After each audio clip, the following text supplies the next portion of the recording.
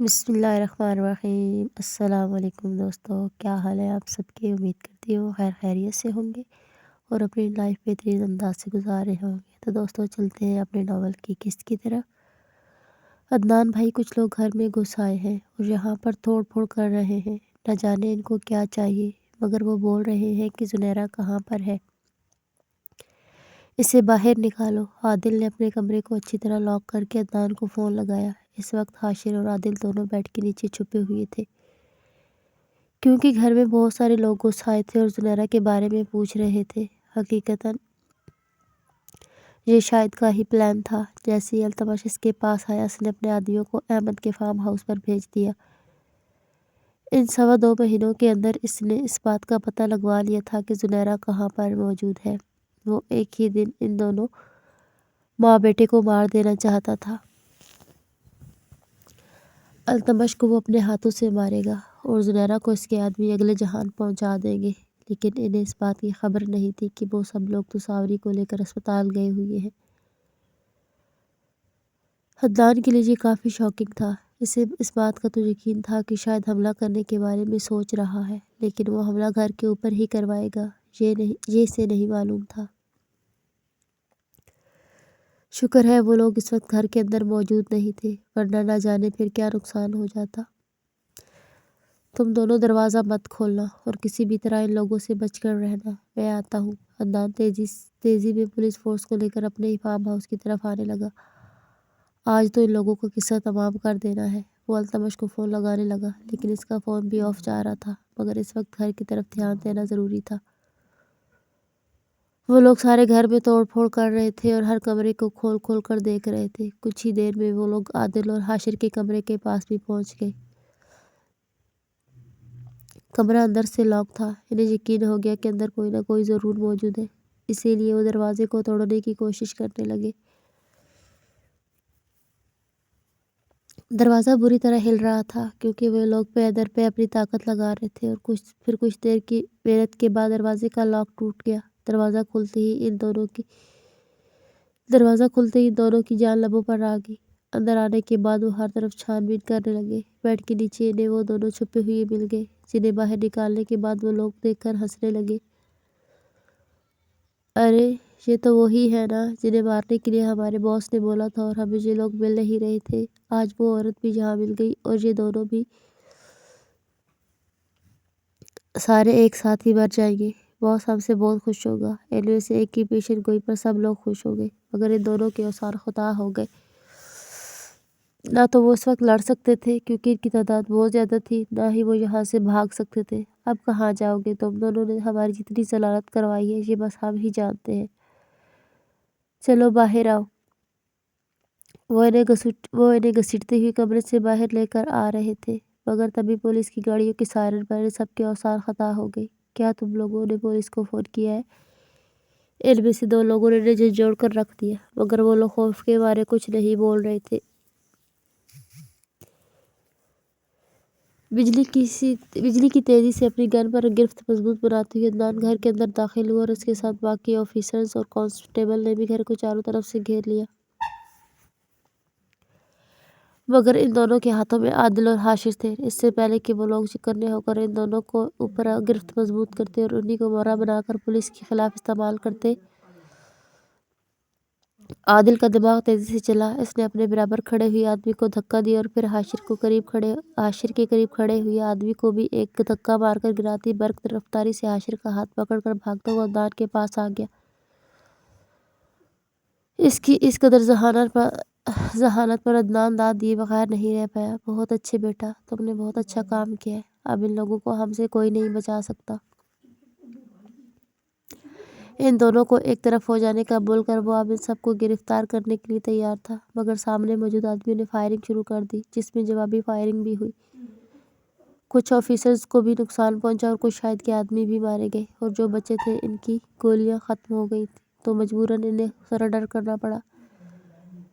جس نے بھاگنے کی کوشش کی اسے بھی پکڑ لیا گیا۔ جب پورا ماحول پرسکون ہو گیا تب عدنان ان دونوں کے پاس آیا۔ ڈر تو نہیں لگ رہا نا تم دونوں کو؟ دونوں کو اپنے ساتھ لگا کر حوصلہ دیتے ہوئے پیار سے بولا۔ نہیں، ہمیں ان سب کی عادت ہے، اور ویسے بھی ہم تو بہت بہادر ہیں۔ حاشر کی حالانکہ حالت خراب ہو رہی تھی مگر وہ خود کو مضبوط ظاہر کروانے لگا۔ اس کی بات پر عادل کو ہنسی آئی کیونکہ وہ اچھی طرح جانتا تھا حاشر کس قدر خوفزدہ ہے۔ یہ ہوئی نا بات، تم دونوں بہت بہادر ہو اور آئندہ بھی اسی طرح بہادری سے سامنا کرنا، کسی سے ڈرنے کی ضرورت نہیں ہے۔ اب ایک کام کرو، جا کر کمرے میں بیٹھو، ہو سکے تو یہ تھوڑا بہت پھیلاوا سمیٹ دو جو بکھر گیا ہے۔ میں ابھی کچھ لوگوں کو بلا کر یہ ساری حالت درست کرواتا ہوں۔ اس کے علاوہ جو نقصان ہوا ہے وہ تو کچھ دیر کے اندر ہی ٹھیک ہوگا۔ گولیاں چلنے کے باعث پلرز اور دیواروں میں چھید اور دراڑیں بن گئی تھی، ان کو ٹھیک کروانے میں کچھ وقت لگے گا۔ اس صورتحال کے بارے میں احمد اور التمش کو بھی آگاہ کرنا تھا۔ وہ دوبارہ التمش کو فون ملانے لگا لیکن اس بار بھی اس کا فون نہیں لگا۔ جانے یہ التمش کہاں چلا گیا ہے اور میرا فون بھی نہیں اٹھا رہا۔ عدنان کو شدید جھنجھلاہٹ ہوئی تو وہ بول اٹھا۔ عادل جاتے جاتے اس کی یہ بات سن چکا تھا۔ عدنان بھائی، التمش بھائی حویلی گئے ہیں۔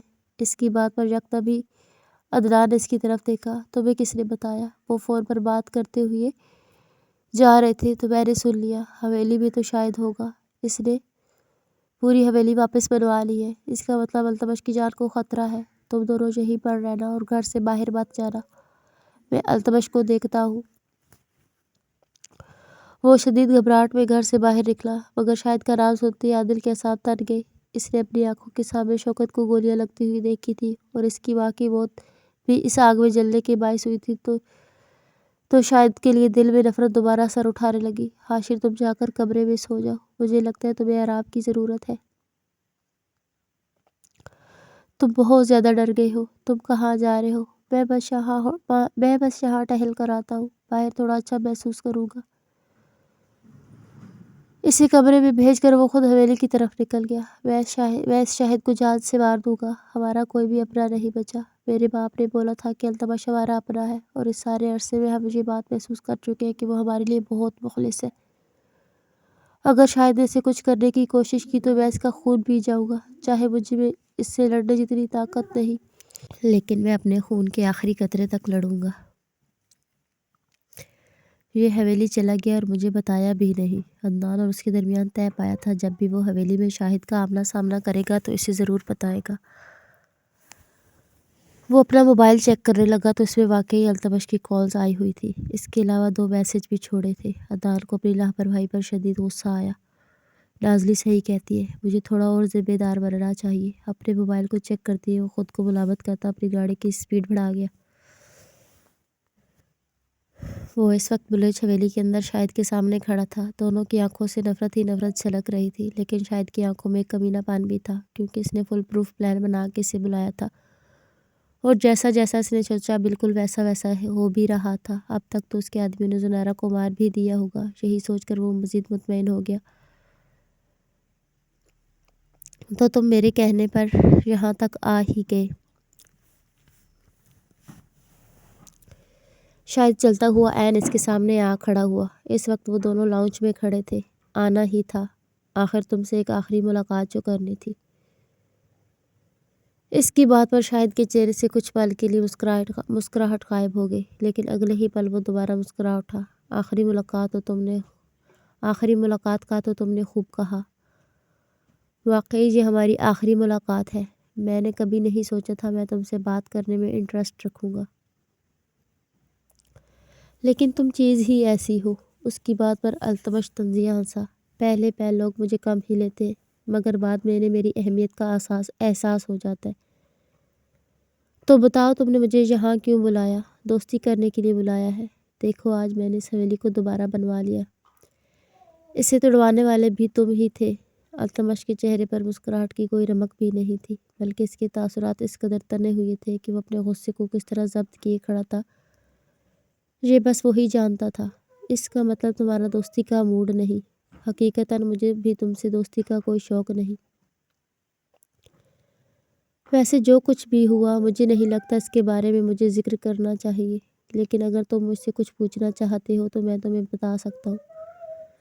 تمہاری آخری خواہش سمجھ کر۔ وہ جیسے اس پر طنز کر رہا تھا۔ التمش خوب سمجھ رہا تھا کہ وہ کیا کہنے کی کوشش کر رہا ہے۔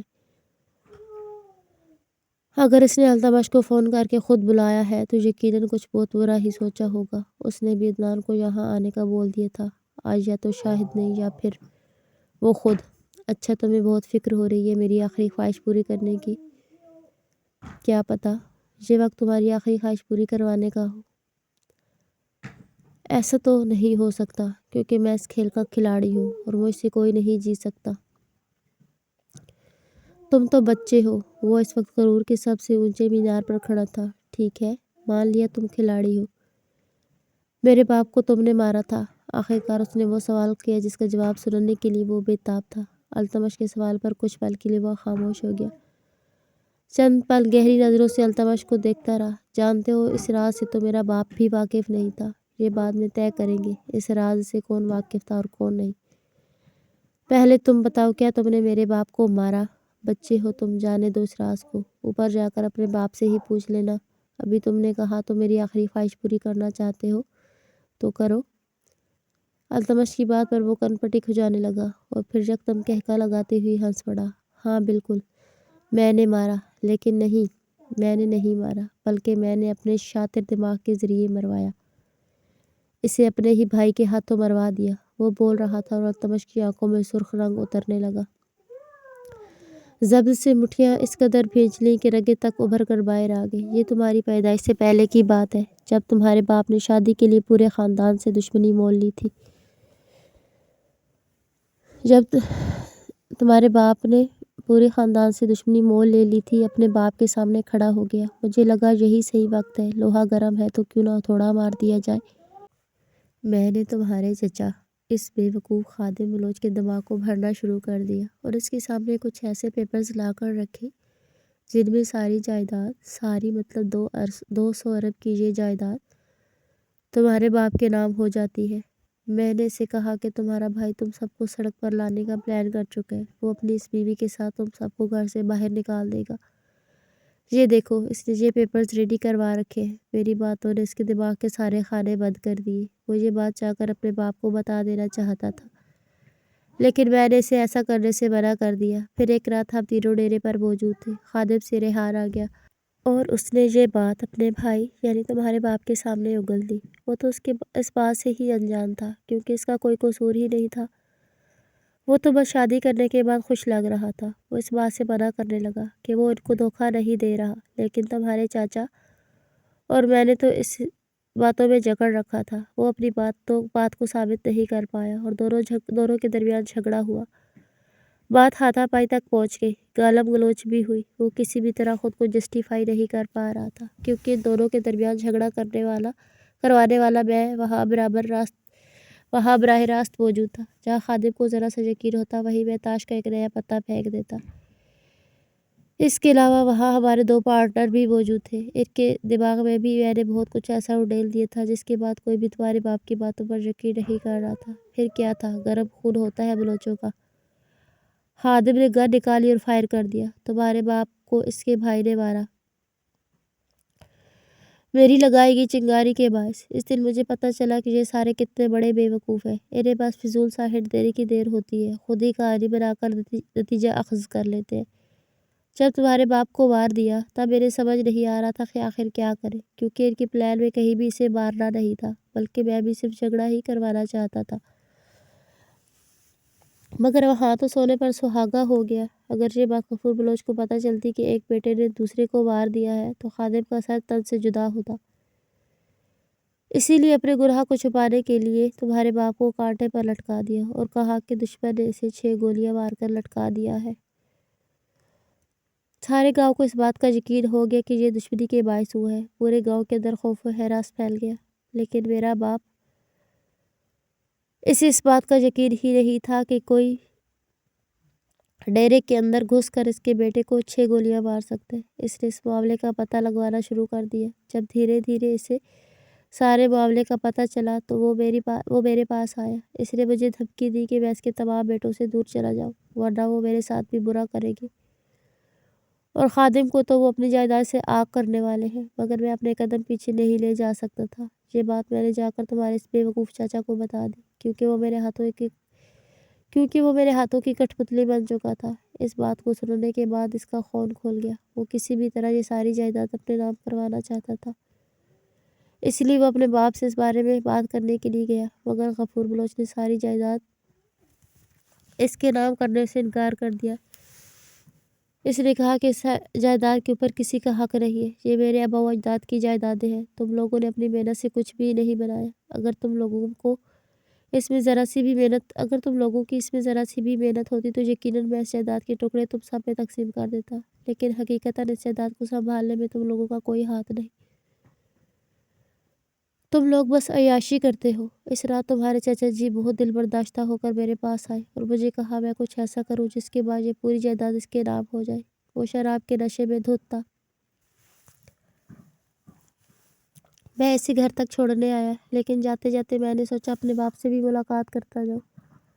جب میں نے ان سے ملاقات کی تب مجھے پتہ چلا کہ وہ اپنی وصیت بدل چکے ہیں۔ پہلی وصیت کے اندر یہ جائیداد تمام بیٹوں کے نام تھی اور ان تمام بیٹوں کے اندر ہم 5 کے نام آتے تھے، سب سے اوپر میرا نام، اس کے بعد شوکت کا، پھر آدم، خادم اور خالد کا۔ لیکن میں صرف یہ دولت اپنے لیے رکھنا چاہتا تھا۔ وہ نئی وصیت کیا تھی؟ میں نے غفور بلوچ سے پوچھا، مگر وہ مجھے بتانے کے لیے تیار نہیں تھا، بلکہ اس نے کہا اب اس جائیداد سے مجھے ایک پھوٹی کوڑی نہیں ملے گی۔ مجھے شدید غصہ آیا اور میں نے ان کے منہ پر تکیہ رکھ کر انہیں اس بیکار زندگی سے رہائی دے دی۔ ان کا جینا کسی کام نہیں آ رہا تھا، تو وہ اس دھرتی کا بوجھ کیوں بڑھاتے؟ اسی لیے انہیں رخصت کر دینا ہی بہتر تھا۔ اوہ، تو تم نے پہلے میرے باپ کو مروایا اور پھر دادا جی کو مارنے والے بھی تم ہی تھے۔ تم حقیقی شیطان اور دھرتی کا بوجھ ہو۔ التمش کی بات پر وہ ہنسا۔ ہاں بالکل میں ہی تھا۔ ہمارے ساتھ اس نے اتنا برا کیا تو میں کیوں ان کے ساتھ اچھا کروں؟ تمہارے ساتھ کچھ برا نہیں ہوا تھا، تمہاری ماں کے اپنے کرتوت ٹھیک نہیں تھے۔ میری ماں کے بارے میں ایک لفظ بھی نہیں بولنا، ورنہ تمہیں یہی زندہ گاڑ دوں گا۔ التمش کی بات پر وہ دہاڑا۔ کیوں؟ سچ کڑوا لگ رہا ہے؟ التمش کے طنز پر اس نے اپنے آدمیوں کی طرف اشارہ کیا۔ وہ لوگ تیار ہی کھڑے تھے کیونکہ وہ سب پلاننگ کر کے آئے تھے۔ ان میں سے ایک نے لوہے کی راڈ التمش کے سر کے پیچھے ماری۔ اس سے پہلے کہ التمش سنبھل کر کوئی وار کرتا، اتنے شدید حملے پر اس کا دماغ چکرا کر رہ گیا۔ سب کچھ دھندلا دھندلا نظر آنے لگا اور کچھ ہی دیر میں وہ بے ہوش ہو کر زمین پر گر گیا۔ مجھے غلط کہنے چلا تھا، تم لوگ صرف میرے ہاتھ کی کٹھ پتلیاں ہو۔ التمش کو اپنے پیروں میں بے ہوش دیکھ کر وہ اسے ٹھوکر مارتا ہوا جیسے ہی جانے لگا تو اسے لگا شاید اس نے اپنے پیچھے کوئی پرچھائی دیکھی ہے۔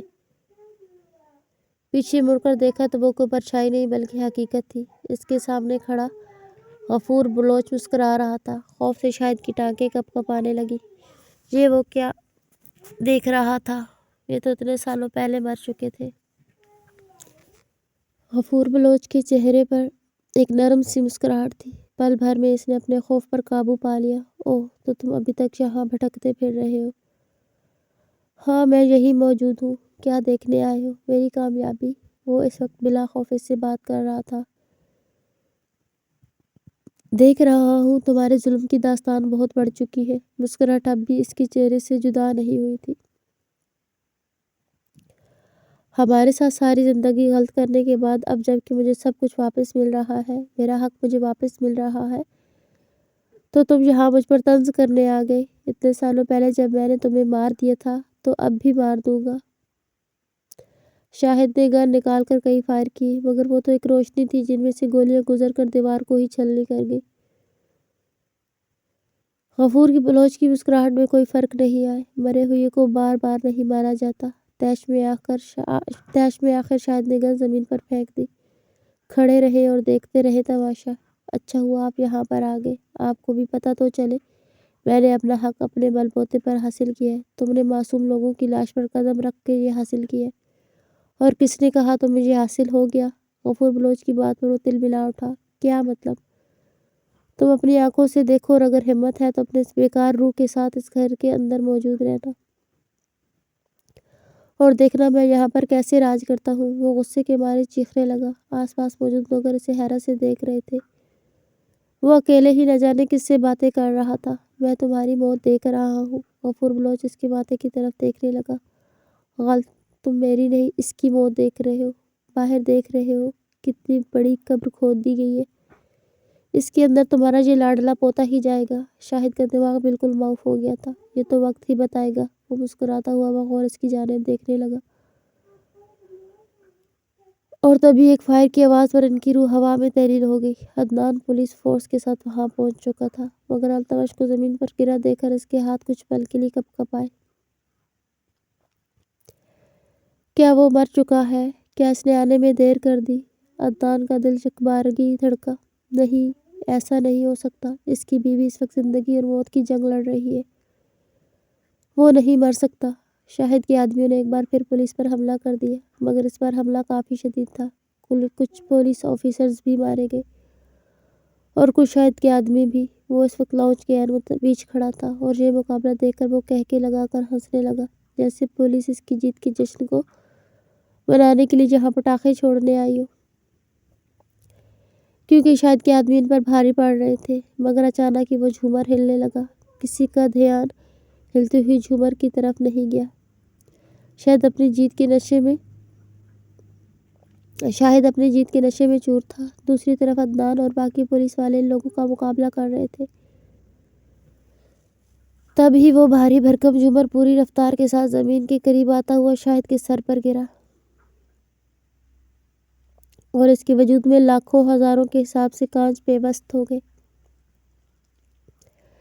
झूमर की गिरती ही एक दिलखराश चीख हर तरफ फैली। शाहिद के आदमी और पुलिस ऑफिसर सबके हाथ अपनी जगह थम गए। सेकंडों में ही झूमर के नीचे से बेतहाशा खून निकलकर फर्श पर बहने लगा। कांच के झूमर में से कुछ कांच टूटकर एक तरफ गिरे। चंद अल्तमश की पीठ में भी बेबस हुए थे, लेकिन क्योंकि वो कुछ दूर था, इस वजह से अल्तमश को ज्यादा नुकसान नहीं हुआ।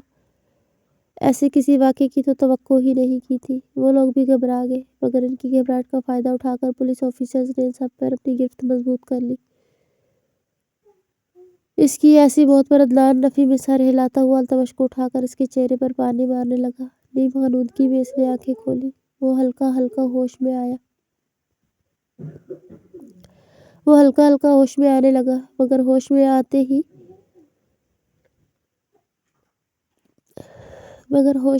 ही ऐसा लगा वो एक तेज रोशनी में सफ़र करता हुआ आगे की तरफ जा रहा है, जहाँ पर कोई भी मौजूद नहीं था। तभी से एक बारिश बुजुर्ग मिले, जिनके चेहरे पर एक अजीब ही जाहो जलाल था, मगर इनके चेहरे से नूर की रोशनी फूट रही थी और अल्तमश को देखकर इनके चेहरे पर बेपनाह शफकत और प्यार भरे तासुरात उमड़ आए। आप कौन हैं? अल्तमश को उसकी शक्ल जानी पहचानी लग रही थी। ऐसा लग रहा था कि इसका चेहरा अल्तमश से मुशाबत रखता हो। मैं तुम्हारा दादा हूँ। दादाजी? अल्तमश ने सिर्फ इन्हें तस्वीरों में ही देखा था और जब पहचानने की कोशिश की तो वाकई वो इसके दादाजी निकले। आप तो मर गए थे। अल्तमश को अपनी आंखों पर यकीन नहीं आया। ठीक कहा, लेकिन इस वक्त मैं बस तुम्हारा एक ख्याल हूँ। अल्तमश को समझ नहीं आ रहा था आज इसके साथ ये वाकया क्यों पेश आया। आप आज मुझसे मिलने, मगर क्यों? क्योंकि आज की जुल्म की ये जंग ख़त्म हो गई है मेरे बच्चे। मैंने बरसों पहले ये वसीयत इसलिए तब्दील कर दी क्योंकि मैं देख चुका था मेरे हर बेटे के अंदर दौलत का लालच बेतहाशा बढ़ चुका है। जब मुझे पता चला मेरे एक बेटे ने दूसरे बेटे को सिर्फ दौलत के लिए मारा है, हकीकतन मैं इसी दिन मर गया था। लेकिन मैंने ये वसीयत इसलिए तब्दील कर दी क्योंकि मैं जानता था अगर ये किसी एक के नाम हुई तो कोई भी जिंदा नहीं रह पाएगा। अगर सब में बराबर बांट दी तब भी छीना झपटी होगी। ऐसे इक़दाम के लिए मैं अपने बच्चों को माफ़ नहीं कर सकता था। इसीलिए मैंने वसीयत कुछ ही इस अंदाज में मोड़ दी कि ये लोग दौलत की हसरत के साथ ही चल बसे, मगर इनके हाथ कुछ ना लगे और ये जायदाद तीसरी पीढ़ी की हकदार रहे। मगर हकीकतन मैं चाहता था कि ये जायदाद किसी के पास ना रहे। इनके दिल में ये लालच इसीलिए आया क्योंकि किसी ने भी वो अपनी मेहनत से नहीं कमाई थी। ये सब हमारे आबा व अजदाद की दौलत थी, मगर इन्हें ये लोग अपनी मलकियत समझ बैठे। सोने का चमचा मुंह में लेकर पैदा हुए, जो चाहा हासिल कर लिया। इन्हें हुक्मरानी की आदत हो गई थी। पैसे का नशा इनके दिमाग पर चढ़कर बोलने लगा। इन्हें सही और गलत का फ़र्क समझ आना बंद हो गया। मैं जानता हूँ मेरी वसीयत के मुताबिक अब इस जायदाद के तुम वारिस कहलाओगे, मगर जिस तरह तुम्हारी परवरिश हुई है मैं उम्मीद करता हूँ तुम अदल करोगे, इंसाफ रखना और इंसाफ के साथ चलना। वरना ये दौलत एक ऐसी आग है जिसमें जलकर जहाँ ये सब राख हो गए वहाँ तुम भी राख हो जाओगे। जाओ और देखो इस इंसान का इंजाम जो खुद को इस खेल का खिलाड़ी कहता था। गफूर बलोच बोल रहा था और अल्तमश हैरत से मुंह खोले इनकी बात सुन रहा था। इससे पहले कि अल्तमश कुछ कहता, वो रोशनी अपने आप ही गायब हो गई। अल्तमश हड़बड़ा कर उठा तो अपनी आंखों के सामने अदनान के चेहरे को देखा, जो इसके लिए फिक्रमंद था। शुक्र है तुम्हें होश आ गया, वरना मुझे लगा तुम्हें कुछ हो गया होगा। शाहिद कहाँ है? इसने उठते ही पहला सवाल शाहिद के बारे में किया, क्योंकि अभी गफूर बलोच ने इसे कहा था कि इस इंसान का इंजाम देखो। शाहिद के सवाल पर अदनान ने झूमर की तरफ इशारा किया, जो फर्श पर बिखरा पड़ा था और इसमें से खून निकल रहा था। यानी कि शायद बलोच की बोटी बोटी हो चुकी थी। इसके ऐसे हश्र पर कुछ पल के लिए अल्तमश की आंखें हैरत से फैल गई। सांस सीने में ही कहीं अटक गया। वाकई अपनी मंजिल के इतने करीब आकर इसने क्या पाया? सारी जिंदगी जुल्म किया, बेफजूल दिमाग चलाया। काश के वो सुकून की जिंदगी जीता और दूसरों को भी जीने देता। काश के वो पैसे की लालच में इतना अंधा ना हो जाता, तो शायद ये इंजाम ना होता। चलो यहाँ से चलते हैं, हमें अस्पताल जाना है। माँ कई बार फोन करके तुम्हारे बारे में पूछ चुकी है। अदनान ने इसके सर के पीछे हाथ रखा हुआ था, जहाँ से खून रस रहा था। पहले तुम्हारी पट्टी करवा देते हैं, इसके बाद वहाँ पर जाना। सावरी भी कई बार तुम्हारे बारे में पूछ चुकी है। हाँ चलो चलते हैं। वो उठकर धीरे धीरे अदनान के साथ चलने लगा। जैसे ही पूरी हवेली खाली हुई, पिलर के पीछे से आदिल निकल कर आया। इस झूमर की रस्सी काटने वाला कोई और नहीं बल्कि वो खुद था। और फिर वो चाकू अपनी जेब में रखकर हवेली की पिछली साइड से भागने लगा, क्योंकि वो वहीं से अंदर आया था। आज इसने शौकत की मौत का बदला ले लिया। जैसे ही वो अस्पताल पहुंचा, जुनैरा ने इसके माथे पर पट्टी देकर दिल को थाम लिया। पहले ही इसका दिल कह रहा था कि कुछ बहुत बुरा होने वाला है। जब से वो घर से बाहर गया था, तब से वो दुआएं ही कर रही थी कि इसके साथ कुछ भी बुरा ना हो। दूसरी तरफ सावरी की हालत भी खराब थी। क्या हुआ है तुम्हें? और ये चोट कैसे लगी? जुनैरा दौड़कर इसके करीब आई। कुछ नहीं, मैं बस फिसल गया था, इसी वजह से चोट लगी है। आप बताएं सावरी कैसी है? डॉक्टर कह रहे हैं कि इसकी कंडीशन बहुत क्रिटिकल है और इसके अलावा इसे दर्द हो रहा है। तो इसने रो रो कर अपना बुरा हाल किया हुआ है। चुप ही नहीं हो रही है, बस तुम्हें बुला रही है और कह रही है मुझे अल्तमश के पास जाना है। इसे मेरे पास बुला दो, हम कब से तुम्हें फ़ोन कर रहे हैं, लेकिन तुम हमारे किसी फ़ोन का भी जवाब नहीं दे रहे। रिलैक्स माँ, मैं इसके पास जा रहा हूँ, लेकिन डॉक्टर ने अंदर आने से मना कर दिया। वो कह रहे हैं कि कोई भी अंदर नहीं आएगा, मगर मैं अंदर जाऊँगा, क्योंकि अंदर मेरी बीवी है और इसे मेरी ज़रूरत है। वो दरवाज़ा खोलकर अंदर आया। डॉक्टर्स ने इसे मना करना चाहा, मगर वो किसी की ना सुनता हुआ अंदर दाखिल हो गया। आखिरकार कुछ वक्त तक इसकी डॉक्टरों से बहस हुई तो डॉक्टर ने इसे यूनिफॉर्म पहनकर इनके दरमियान शामिल होने का बोला। ये आइडिया से बेहतर लगा तो वो यूनिफॉर्म पहनकर, चेहरे पर मास्क लगाकर ऑपरेशन थिएटर में दाखिल हुआ और अपने लिए एक चेयर लाकर सावरी का हाथ थाम कर बैठ गया, जिसने वाकई रो रो कर अपना बुरा हाल किया हुआ था। अल्तमश को देखकर इसे मजीद रोना आया। मुझे लगता है अल्तमश, मैं मर जाऊंगी, मुझे बहुत तकलीफ हो रही है। किसने कहा है तुम मर जाओगी? कुछ नहीं होगा। वो इसके एक हाथ को मजबूती से अपने हाथ में लिए,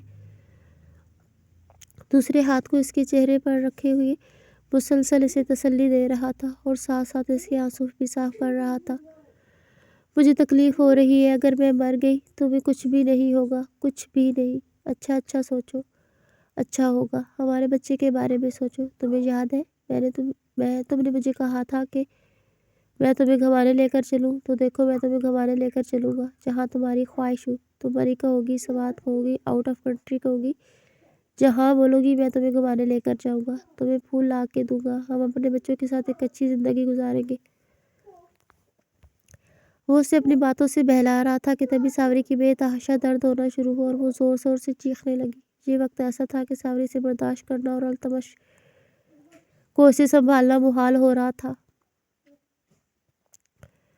कुछ पल वो इसे रिलैक्स करता रहा और फिर कुछ वक्त बाद इसे एक बच्चे के रोने की आवाज़ सुनाई दी। सावरी को कुछ सुकून महसूस हुआ। वो गहरे सांस लेती हुई कुछ पल के लिए अपना रोना भूल गई।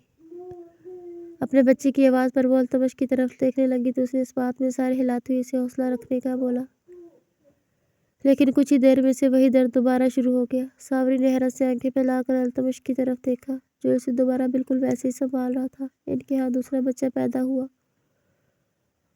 और जब तीसरे बच्चे की बारी आई तो सावरी की हालत अधमोई हो चुकी थी और वो बेहोश होते होते बची।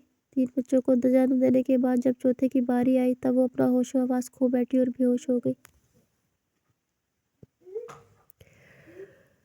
डॉक्टर, क्या हुआ है इसको? चौथे बच्चे को जन्म देने के बाद वो बिल्कुल भी हरकत नहीं कर रही थी। डॉक्टर ने उसे तसल्ली रखने का बोला कि कुछ नहीं हुआ है, दर्द की शिद्दत के मारे बेहोश हो गई है।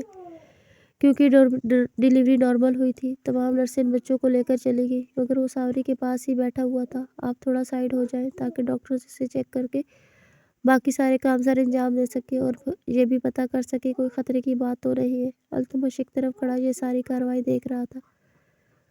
कुछ देर बाद डॉक्टर मुस्कुराता हुआ इसके पास आया। कुछ नहीं हुआ है आपकी बीवी को, वो बहुत बहादुर है। कम उम्र में भी उन्होंने बहुत बहादुरी के साथ अपने इस कदर हार्ड डिलीवरी को बहुत अच्छी तरह हैंडल किया। कमज़ोरी और शदीद दर्द के बायस बेहोश हो गई है। बाकी कोई खतरे की बात नहीं है। हमने इंजेक्शन लगा दिए, कुछ ताकत की ड्रिप्स और खून भी चढ़ाया जाएगा। इंशाल्लाह ये कुछ देर के अंदर होश में आ जाएंगी। इनके खाने पीने का ध्यान और बाकी सारी चीज़ें हम आपकी माँ को बता देंगे। इसके अलावा आपको 4 बेटों की मुबारक हो। वो सावरी की कंडीशन सुनकर इसे समझता हुआ 4 बेटों की बात पर हैरत से आंखें फैलाए इसकी जानिब देखने लगा। 4 बेटे, यानी कि मुझे एक साथ 4 बेटे हुए हैं? जी बिल्कुल, आपको एक साथ 4 बेटे हुए हैं और वो अब बाहर मौजूद है। मुझे यकीन है नर्सेज ने लाकर आपकी फैमिली के हवाले कर दिया होगा। डॉक्टर की बात पर इसे समझ नहीं आया वो कैसा रिएक्ट करे। 4 सेहतमंद बच्चों को जन्म देने के बाद वाकई सावरी की हालत ख़राब होना बजानिब था। वो धीरे धीरे मुस्कुराता हुआ सावरी के करीब आया, जिसके चेहरे से खून जैसे किसी ने निचोड़ लिया हो। होंठ पूरी तरह सूख चुके थे, रोने के बायस आंखों के पपोटे भी बुरी तरह सूज चुके थे। वो उसके चेहरे के दोनों हाथों में थाम कर अपने तशना लब सावरी के माथे पर रख गया। बहुत शुक्रिया, तुमने मुझे ऐसी दौलत से नवाजा है जिसके लिए लोग मन्नतें मांगते हैं। सारी ज़िंदगी दुआएं करते हैं और मुझे एक साथ 4 बेटे हुए। मैं अगर सारी ज़िंदगी भी तुम्हारे नखरे उठाऊं, तुम्हें पलकों पर बिठा के रखूं, तब भी ये एहसान कभी नहीं उतार पाऊंगा। वो दोबारा इसके माथे पर लब रखता बारी बारी इसकी आंखों को चूमकर इससे बातें कर रहा था। हालांकि जानता था वो इस वक्त सुन नहीं रही, लेकिन फिर भी वो अपने दिल का हाल इसके सामने बयां कर रहा था। कितनी ही बार वो उसके दोनों हाथों को पकड़कर चूम चुका था। उठो और मुझसे बातें करो। देखो, मैं तुम्हें ये खुशखबरी सुनाऊंगा और फिर देखूंगा तुम्हारा क्या रिएक्ट होता है। इसे आज भी याद था जब वो ज़्यादा बच्चों की बात करता तब सावरी का कैसा रिएक्शन होता था। वो कहती थी कि वो एक ही बच्चे को जन्म देगी और अब 4 बच्चे। ये इसके लिए सरप्राइज जैसा था। पक्का वो इसका सर खोल देगी। नाज़ली के पाँव बेड के दाएं बाएं फैले हुए थे और उस वक्त अदनान के अमल की शिद्दतों से पूरा बेड हिल रहा था। वो इसकी जुनूनी अंदाज पर बुरी तरह से सिसक रही थी, जबकि वो खुद अपने अमल को जारी रखती हुई कभी इसकी धड़कनों पर अपनी मोहब्बत की मोहरें नस्ब करता तो कभी इन खूबसूरत होंठों को अपने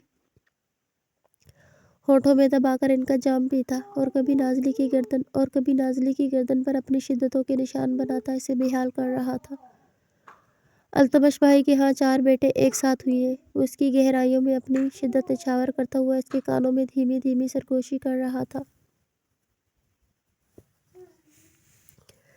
जबकि नाज़ली तकिए को मुट्ठियों में दबाए आंखें मूंद कर बुरी तरह से सिसक रही थी। भला वो इस हाल में कहाँ थी कि अदनान के किसी सवाल का जवाब दे सके, क्योंकि वो इस कदर जुनूनी था। इसके अमल की शिद्दत ही बर्दाश्त करना बहुत मुश्किल था।